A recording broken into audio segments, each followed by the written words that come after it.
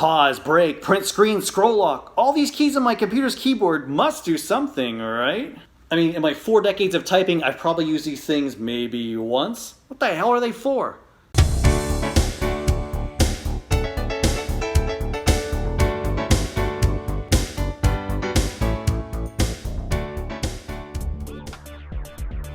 The first official computers went online in the 1940s, and keyboards have pretty much been the same since. The computer keyboard was based off the typewriters and kept that same crazy disarray of letters.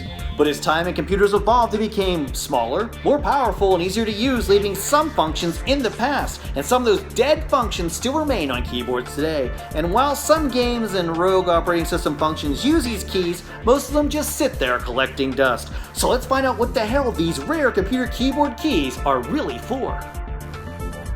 Okay, the first rare key, pause break. Now this thing can be linked back to the days of the telegraph. The key was hit to interrupt an electrical circuit or to add a pause or break up a message.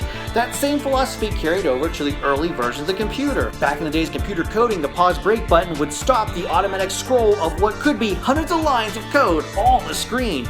Very few programs though use this key today, so it's pretty much worthless. Alright, our next one, system request. Now my current PC doesn't even have this key on it. Now it goes back to the IBM PCs of the 1980s. In that decade, PCs could run several different operating systems at once, and this key was used to switch between them.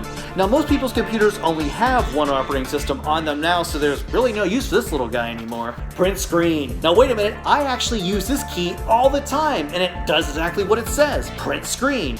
But the key was originally used to capture what was currently displayed on the user's screen and send it directly to a printer, one-stop shop. It was a little easier to use though in the days when it was mostly text on the screen. But today the key is still used to capture the user's current screen and then copy and paste it into whatever Word or graphic software you're using. I use it on my web shows all the time to capture your posts and tweets and then display them on the screen.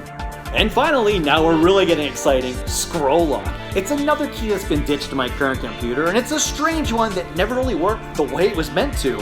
On older computers, pressing the key would keep your screen frozen on the page, so you couldn't accidentally hit the arrow keys, move up and down onto another page of text. However, most computers never programmed that function. It was more important back in the day when your screen was full of text and codes and keying, but now, with our graphic user interface, we really don't need it.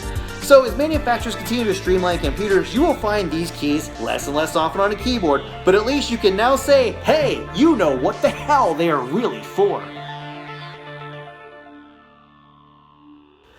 Alright, I got one more fun fact for you. Hit the spacebar right now. Go ahead. 600,000 people just did it at the exact same time that you did. It's the most used key around the world. Alright, that was a fun fact. Like I said, I kind of learn some things doing this web show every now and then, and sure, it's useless facts, but it's fun facts, right? And there's more fun by clicking that like and subscribe button down below, and make sure you don't miss any of the big shows here on the Jersey Joe 50 YouTube channel. I appreciate hanging out with you each and every week. Jersey Joe, your internet friend, saying thanks for watching, good luck with the computing, and I'll see you next time, I hope.